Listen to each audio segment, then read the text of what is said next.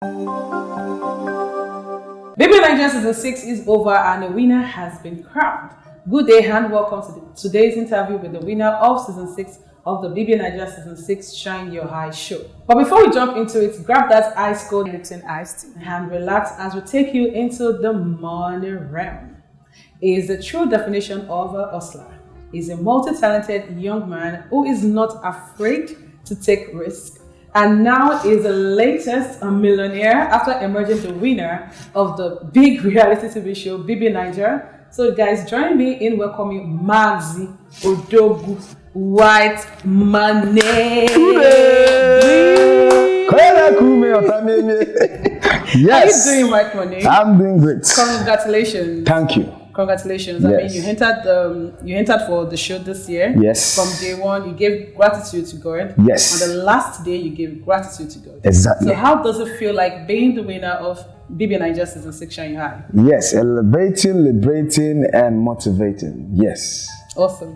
Yeah. All right, so let's talk about your moments, some of the moments you had in the house. A lot of people agree that Pere said you were using the kitchen as a strategy to survive during in the house. Yeah. So what do you have to say about that? It was a lifestyle that turned to be a strategy. Yeah, but it was like 80% of my lifestyle, and I found out that is what I'm good at. And the 20% came in from being like a strategy, but it was a lifestyle. Awesome. So I remember you had a conversation between. I remember a conversation between you and Queen. Yeah. Where you told her that Pere doesn't hate you.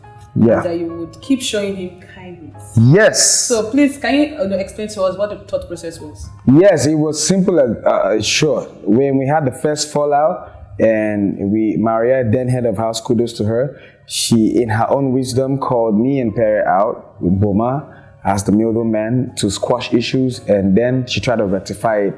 But then he didn't apologize then and everything. That was when I realized that this is who he is. Now, all he did was not in spite of me. He didn't hate me. That is not how I saw it. I just saw two alpha males, one from the west and one from the north, from the east side. So these alpha males are like, one is a ghetto alpha male, the other one is a west coast alpha male, and they're now in the same space trying to coexist. Definitely heads will clash. So one has to go down for the other one to reign, and understanding has to be there in place, maturity. So I understood him, and this is his person. So he didn't hate me. He was just understanding. Okay. And I did. So there was a lot of uproar on social media when Angel and Pere got back into the house. Right. After you guys thought they were evicted. Yeah. So what was really going through your head when you saw them return? I removed the gu from my odogu and left it at odo. Yes, because I felt like an odogu for a moment. It was real. Then I had to remove the gu and leave it at odo. Yes, it was clear to my eyes that okay, this is just got real. Exactly. Yeah. All right. So you didn't seem disturbed when Nini got missing in the house the week Biggie gave her a tax to run. Yeah. So why so? What really happened? Yeah, I felt really disturbed inside because I know she cannot disappear. She's not a ninja. Even ninjas don't disappear. They have to fight their way through. And for someone who just left the garden and just came in and honor, say like, how did this happen? And like, I was curious to see the end. And they say, Pakam, may go move, see what will happen. You get me. But at the end of the day, I love her so much, and she knows daddy loves her every time. Nini calls you daddy. Yes. And, yes. I mean, for a lot of other housemates in your house, they really respect you. Yes. Respect your person. Yes. Respect what you represent and what you stand for. Yes. But Nini calls you daddy. Yes. So how does that make? How does that make you feel? It gives me a sense of responsibility. It puts me in the shoes of an old man who has some people or some persons or some person to cater for. So I was really enjoying that, and I was reciprocating that gesture because, like I said, she's like a sister to me. I love her so much, no cap.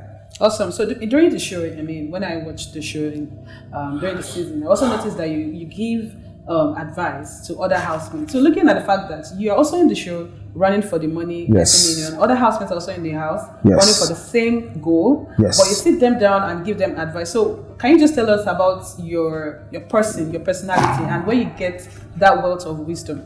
Yeah, the thing is, I might be 30 years old, but I feel I'm an old soul. I'm not from this generation. That is how I feel. And I feel that in terms of competition and anything, for me, there is nothing like competition. There is only living, existence. You understand? And like I said to most of them, if I had the blueprints of how to win the show, I would share it with them. At the end of the day, now one person go win them, and the person where God say, "I ain't go win, and I ain't go win them." No blueprint or red print will save you. So I felt like I should share that with them and advise them because I was good at that thing. It was a gift I have from God. So if I need an advice from you, if it's in the area that I can help, I will advise you. So can I call you? Feel free to do that. I'll give my private line. Yes. Awesome. All right, guys. So as we continue our conversation with Maxi Whitemoney, pick up that bottle of Lipton Ice Tea. So drink some as we jump back into it. So guys, stay with us and we'll be right back. Thank you. So Whitemoney, this is the time where I'll be inviting you to grab a bottle. Okay. So we drink. Okay. Say cheers to your win. Oh. Cheers to the latest millionaire. Yes. Like I feel so honored. Thank you very much. Sitting with you. I feel not drinking my brand. Lepo. Thank you very much. All right. Cheers. Thank you so much. Yeah.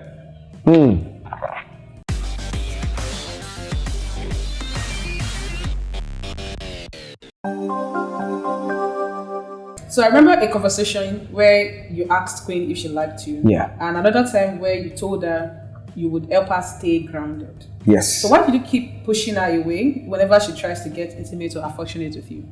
The thing is this, Queen was very expressional with her feelings and emotions. Yeah, and I asked her if she liked me so I could be sure of how my mind would play in it. So let someone not be treating me like a brother and I'm thinking like I'm a lover. You get that? And I want to know how to place and how to follow her. Now I got the answer and I said, okay, but I know that the thing that she wanted or we both wanted, because how do you know if I didn't want to do that with her as well? I might be hiding it, but I might wanted to, but the fact that I could control mine and she could not control hers doesn't make her a villain, it just makes her more expressional. True. So I was trying to help her because we had talks and the things that she said she wants to do 2 or 3 years to come, whatever that's going to happen at that space for that within that 1 week already will tarnish that thing. It will come back and to speak against her. So I was seeing the future for her, like this girl's future is bright. 3 minutes or whatever will squash everything. Yeah. So can you see my future right now? Right now, I see you flying out. Are you going to Dubai tomorrow? Okay, they don't close the airline. God damn it. But I want you to see the future for me, honestly. Yeah, I'll need to pray about that. It's not magic. Yes. So you found yourself in an awkward situation where you ended up in a triangle with Jackie B and Queen. Yeah. So how did that make you feel? And was it just an awkward moment for you during the whole stay in the house? No, it was not an awkward moment. It was a human moment for me. I'm only human. I'm a human being. I'm permitted to fall in love and fall out of love, have attractions, have infatuations. That's what makes me a man. I'm a working man with an odogu in between his legs. So I need to once reiterate that, yes, it's working. I have that feeling. I have emotions. I'm not perfect. I'm not striving for perfection. All I need is grace to function. True. The thing is this, finding myself there it was only awkward in the sense that the guy now involved is my brother. I look at him as my brother, Michael. But I only had that, I only could be vocal that much because they were not a teen yet. That's what she told me. So that's what I could. And I wasn't too vocal, I just told her, I like you, and that's it. I left it at that. I didn't chase it, I didn't pursue it and everything. So I'm just human. I did what I can and I tried to control the situation as much as I could. Yeah. All right, so you and GMK got busy under the sheets a few times before she got evicted. Yeah. So can you tell us what the situation was about between you and GMK? And are you trying to pursue anything with her outside the house? We were not really busy under the sheets. I was under her sheet because that night she got a strike and she was feeling very down. I told her I was going to come to your bed tonight, and I went to her bed, we spoke, and I tried to make her laugh, tried to make her happy. And I set it up with a peck, and I didn't even pass the night there. I spent not less than 3 or 4 hours, and I moved back to my blue room. You understand? I went back home. So that's it. It was nothing. It was as a place of friendship. I cared about GMK and I like her. So outside, we cool. We just gonna be cool and see how that goes. All right. So when you told Jackie B about your feelings for her, you also mentioned that you would talk to Michael to find out what his intentions were towards her. Yes. So do you ever get to have that conversation with Michael in the house? Yeah, I never did. When I wanted to do that, he got evicted on Sunday, and I wanted to do that on a Monday, and he was having his own personal problems. So I cannot be bringing a woman problem when he's having his own personal problem. Problems. Yeah. Awesome, awesome. So I also remember one time, because you mentioned Michael, you know, being your brother. Yeah. And I know you guys represent O42. Yeah. You know, and I remember the night you and Pere had like a fight in the house. You know, yes. About the whole kitchen monopoly. And yes. Michael actually stood his ground. Yes. A lot of housemates were, you know, defending you. And so how did you feel at that moment, even when you were angry about the whole situation? That is when I fell in love with the dude. He barely came into the house and he charged up like a super voltage. He charged past me, like he was like, "You doing my shit." I said, "Naka mother, He gets me. He was supercharged, and that made me feel like he stood for me. He recognized the blood, and you don't try that shit in the streets. So that thing got me. That made me fall in love with him because he barely knew me. You understand? So awesome. Yeah. All right, so now that you are the latest millionaire, yes, and the winner of the Bbnaija, yes. So what should we expect from you, Whitemoney? Expect entertainment, expect enjoyment, expect laughter overdose, expect realness, expect fun, expect miracles. Of course, we're still going to see, you know, you're still going to see my future. Yes. I need to hear from you. You want to hear what? I want to hear songs. No songs. You also sang in the house. I also noticed more. You did everything. Cleaning, cooking. Yes. You know, composing. Everything. Composing. Yes. You were really, really active. Yes, I was living the life. You were living the life. Exactly. And I actually like the fact that you lived the life. You enjoyed your time in the house, and you also became the winner of this show. Awesome. Yes. Awesome, guys. Thank you very much. So either on a hot or cold day, doing a meal or after, nothing refreshes you more than an ice cold Lipton. So grab one now and check out more Bbnaija Season 6 Shine Your Eye content by liking and following all our social media handles listed below. We are sure Maxi is still okay. What I mean? Alright, so we are sure Maxi still has a lot to say to his adoring fans, and I'm sure he can still squeeze in a few words of endearment for you guys. So right now, Maxi, I want you to say something to your fans. Your fans stood by you from day 1 till day 72. So let us hear from you. All right, my people, money gang in the building.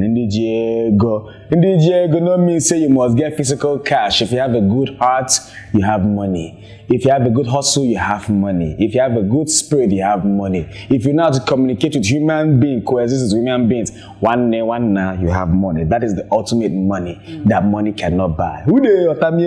Stay focused, believe in God. Put him first, every other thing second. And God go do am. No touch another man thing, no carry man property, focus, hustle. No be to no go graduate be the problem, but God graduate you, everything go blow. Set!